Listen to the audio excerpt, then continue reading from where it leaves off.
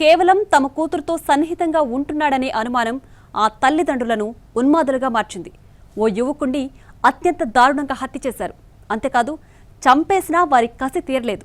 Dead బాడీని సైతం ముక్కలు ముక్కలుగా నరికేసి తమ కసి తీర్చుకున్నారు. సీన్ కట్ చేస్తే పోలీసులకు అడ్డంగా దొరికిపోయి కటకటాలెక్కిస్తున్నారు. యువకుణ్ణి పాశవికంగా హత్య చేసిన ఘటన మార్కాపురం జిల్లాలో దృశ్యం మార్క్ మర్డర్ను తలపిస్తోంది. దృశ్యం 1, దృశ్యం 2, దృశ్యం 3 ఈ 3 సినిమాలను మించిన క్రైమ్ కథ మార్కాపురం జిల్లాలో జరిగింది. జస్ మీరు విన్నది కరెక్టే. ఇక్కడ చూడండి, ఈ ఫోటోలో ఉన్న యువకుడి పేరు ఆంజనేయులు. మార్కాపురం జిల్లా జర్రగొండపాలెంలోని ఇందిరమ్మ కాలనీలో ఉంటున్నాడు. ఇతను మే 13న అకస్మాత్తుగా అదృశ్యమయ్యాడు. ఇంటి నుంచి బయటకు వెళ్లిన ఆంజనేయులు తిరిగి రాకపోవడంతో కుటుంబ సభ్యులు, బంధువులు తీవ్ర ఆందోళనకు గురయ్యారు.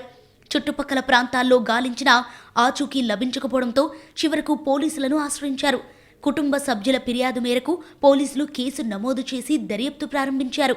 తొలుత ఇది సాధారణ మిస్సింగ్ కేసుగానే భావించారు పోలీసులు. కానీ పూర్తి స్థాయిలో దర్యాప్తు చేయడంతో ఈ కేసు కీలక మలుపు తిరిగింది. ఆంజనేయులు చివరిసారిగా ఎక్కడ కనిపించాడు, ఎవరితో మాట్లాడాడు అనే కోణంలో పోలీసులు విచారణ చేపట్టారు. ఇందుకు సంబంధించిన టెక్నికల్ ఎవిడెన్స్ సేకరించారు. Call data records, tower location ఆధారంగా ఆంజనేయులు చివరిసారిగా వెంకటనారాయణ, రమణమ్మ ఇంటి పరిసరాల్లో ఉన్నట్లు గుర్తించారు. కాల్ డేటా ఆధారంగా వాళ్ల లొకేషన్ ట్రేస్ చేసి వారిని బొడిరెడ్డిపల్లి గ్రామం వద్ద అదుపులోకి తీసుకున్నారు. వారిని తమదైన శైలిలో విచారించారు. పోలీసుల విచారణలో సంచలన విషయాలు వెలుగులోకి వచ్చాయి.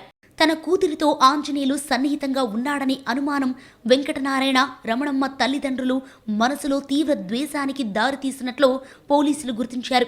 ఆ అనుమానమే చివరికి అతన్ని అమానుషంగా హత్య చేసేలా ప్రేరేపించినట్లు దర్యాప్తులో తేలింది. వెంకటనారాయణ, రమణమ్మ దంపతులు తామే హత్య చేసినట్లు పోలీసుల విచారణలో ఒప్పుకున్నారు. ఆంజనేయులను దారుణంగా హత్య చేసిన నిందితులు డెడ్ బాడీతో సైతం పాశవికంగా వ్యవహరించారు. హత్య చేసిన తర్వాత నేరాన్ని కప్పిపుచ్చేందుకు వెంకటనారాయణ, రమణమ్మ దంపతులు మృతదేహాన్ని ముక్కలు ముక్కలుగా నరికేశారు. ఆ తర్వాత శరీర భాగాలను సంచుల్లో వేసి ఇందిరమ్మ కాలనీ శివార్లో ఉన్న ఓ పాడుబడిన బోరుబావిలో పడేశారు. ఈ విషయం వెలుగులోకి రావడంతో స్థానిక ప్రజలు భయభ్రాంతులకు గురయ్యారు. నిందితులు ఇచ్చిన సమాచారంతో పోలీసులు బోరుబావిని గుర్తించి అందులో నుంచి మృతదేహ అవశేషాలను వెలికితీశారు.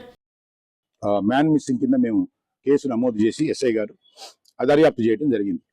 ఈ దర్యాప్తులో అతని యొక్క ట్రాకింగ్ మేము గమనించడం జరిగింది. ఆ 13వ తారీఖు నుంచి అతను ఎక్కడున్నాడు, ఎక్కడికి వెళ్ళాడని. సో ఈ దర్యాప్తులో భాగంగా 13వ తారీఖే అతను ఒక ప్లేస్ నుంచి ఆ తర్వాత అతను మూమెంట్ అనేది డిజపేర్ అయిందనేసి మా దర్యాప్తులు చేరగా, సో ఏ ప్లేస్ నుంచి అయితే అతను మూమెంట్స్ 13వ తారీఖు ఆగిపోయాయో, సో వాళ్ళ మీద అనుమానించడం జరిగింది. ఆ అనుమానం ప్రకారం ఇన్స్పెక్టర్ గారు అయినటువంటి అజయ్ కుమారు ఈరోజు ఆవుల వెంకటనారాయణ, ఆవుల రమణ భార్యాభర్తలు వాళ్ళు, సో వాళ్ళని అదుపులోకి తీసుకొని వాళ్ళని విచారించినప్పుడు విస్తుపోయే విషయాలు బయటకు వచ్చినాయి. ఈ కేసును పోలీసులు సీరియస్ గా తీసుకుని దర్యాప్తు చేస్తున్నారు. నిందితులకు ఈ కేసులో మరెవరైనా సహకరించారా అనే కోణంలో దర్యాప్తు చేస్తున్నారు. ఈ దారుణ ఘటనతో ఇందిరమ్మ కాలనీలో భయానక వాతావరణం నెలకొంది. అనుమానం, కోపం, ఆవేశం ఎంతటి దారుణ పరిణామాలకు దారితీస్తాయో ఈ సంఘటన మరోసారి రుజువు చేసింది.